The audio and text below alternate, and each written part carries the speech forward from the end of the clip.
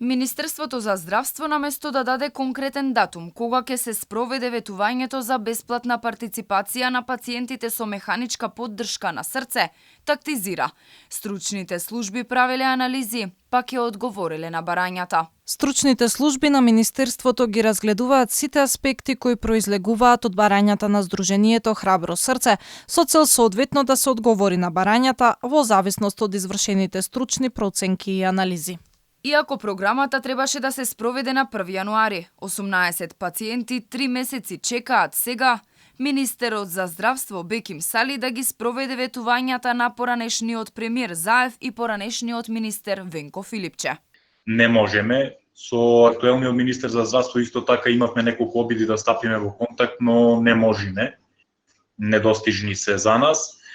Но ние стоиме на барањето дека ни е одобрено од премиерот и од министерот на нашата држава. Не е битно сега во моментов кој или кој ќе биде понатаму или кој бил претходно. Пациентите со механичка потпора живеат со пумпа, која му помага на срцето да испумпа доволно крв, за да можат да преживеат до оној момент, додека се најде трајно решение.